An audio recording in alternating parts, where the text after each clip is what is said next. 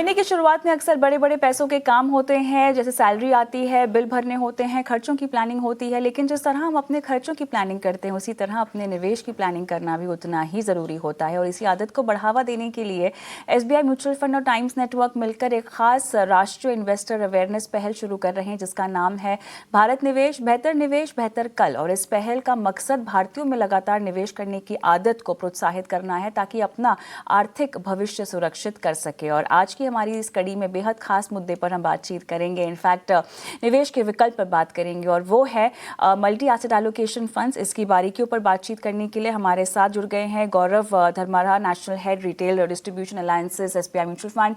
स्वागत है आपका हमारी इस पेशकश में गौरव। और चलिए, बहुत बेसिक से सवाल से मैं शुरुआत करना चाहती हूँ, क्योंकि बाजार में इतना उतार चढ़ाव है। निवेशकों ने इक्विटी में पैसे लगाए हैं, उसमें अलग अलग मार्केट कैप के फंड्स डाल रखे हैं पोर्टफोलियो में, लेकिन सोने की चाल और चांदी की चाल को जैसे हम देखें तो कोई भी उनकी ऊंचाइयों को छूना नहीं चाहता है। अब ऐसे में मल्टी एसेट एलोकेशन फंड कैसे काम के आ सकते हैं? धन्यवाद कविता, मुझे इस शो पे बुलाने के लिए।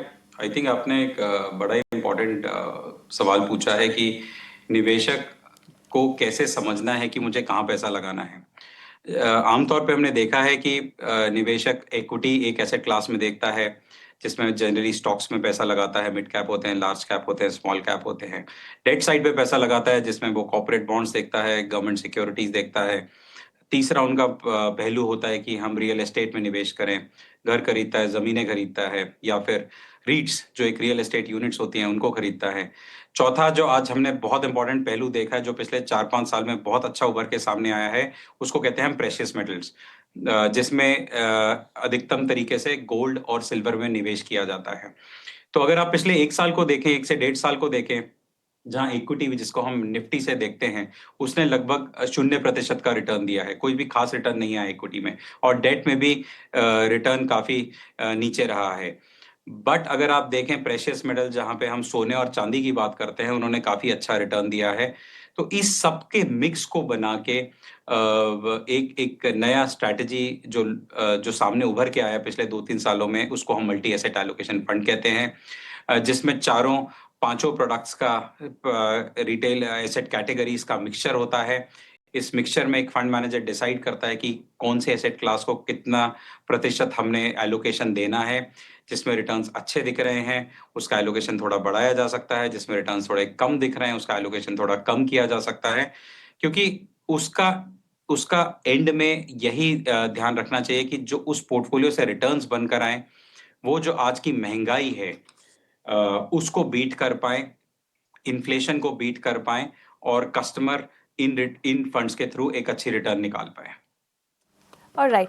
अब क्योंकि हम मल्टी एसेट एलोकेशन फंड्स की बात कर रहे हैं, अलग अलग एसेट क्लासेस की यहाँ पर बातचीत होती है जब भी इस कैटेगरी को हम देखते हैं। एक तरह से देखा जाए तो काफ़ी बढ़िया निवेश का विकल्प, डाइवर्सिफिकेशन आपको बहुत बढ़िया तरीके से इक्विटी, डेट, गोल्ड और अदर एसेट क्लास में भी मिल जाएगा। लेकिन जो पहली बार अगर निवेश कर रहे हों, उनके लिए क्या इस तरह का फंड सही होगा पहले खरीदना, या आपको लगता है कि एक प्योर इक्विटी फंड को खरीदा जाए और उससे शुरुआत की जाए अपने इन्वेस्टमेंट की जर्नी की? देखिए, अगर कैपिटल मार्केट में कोई नए निवेशक आ रहे हैं, राइट, जो पहली बार कैपिटल मार्केट्स में इन्वेस्ट कर रहे हैं, तो उनके लिए ये एक बहुत ही अच्छा प्रोडक्ट है। क्योंकि देखिए, जो भी नया आ रहा है उसको 2-3 चीजों का बहुत ध्यान रखना पड़ता है। अगर वो स्ट्रेट अवे इक्विटी मार्केट में आता है, तो इक्विटी मार्केट में क्या होता है कि मार्केट में उतार चढ़ाव बहुत तेजी से हो सकते हैं, और पिछले 1 साल में देखा जाए तो इक्विटी मार्केट्स में ज्यादा अच्छे रिटर्न्स नहीं भी आए हैं। तो अगर एक नए निवेशक को एक अच्छा एक्सपीरियंस देना है, तो उसके लिए अच्छा रहेगा कि आप एक ऐसे मिश्रित प्रोडक्ट स्ट्रैटेजी को यूज करें, जैसे एक मल्टी एसेट एलोकेशन है। क्योंकि अगर जैसे इक्विटी में रिटर्न नहीं आएगा तो शायद डेट में आएगा, डेट में नहीं आएगा या इक्विटी में भी नहीं आएगा तो प्रेशियस मेटल्स में आएगा। और यही हुआ पिछले 1-1.5 साल में, कि गोल्ड और सिल्वर ने जितने अच्छे रिटर्न्स दिए, उतना इक्विटी और डेट में नहीं आ पाया। तो उसकी वजह से जो एक एक्सपीरियंस रहता है एक नए कस्टमर का, वो बहुत अच्छा रहेगा। ये एक पास्ट का प्रूफ आ चुका है, और हम बहुत इस पे कॉन्फिडेंट है कि आगे जाके भी ये रहेगा।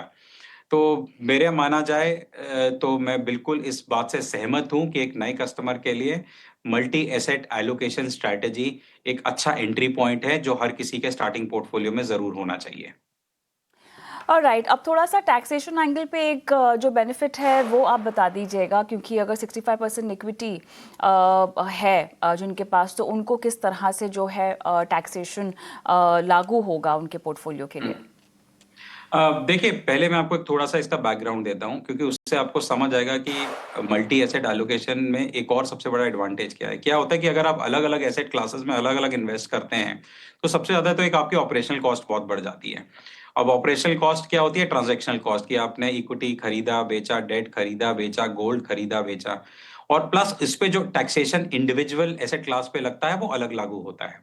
तो जब फंड मैनेजमेंट, तो इसमें आपको दो बेनिफिट होते हैं। पहला बेनिफिट ये होता है कि जब आप फंड लेवल पे ये चेंजेस करते हैं, तब इन एसेट क्लासेस का tax as a investor, as a निवेशक आपके ऊपर नहीं आता है, क्योंकि फंड मैनेजर ने डिसाइड किया कि मुझे इक्विटी कम करके गोल्ड बढ़ाना है, गोल्ड कम करके सिल्वर बढ़ाना है, सिल्वर कम करके डेट बढ़ाना है। तो ये पोर्टफोलियो लेवल पे चेंजेस होते हैं, तो उसका जो टैक्स का इंपैक्ट है वो कस्टमर पे नहीं आता है।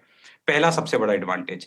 दूसरा एडवांटेज ये है कि ये जो मल्टी एसेट एलोकेशन फंड होते हैं, ये कस्टमर के लिए लगभग दो टैक्सेशन भागों में बांटे जाते हैं।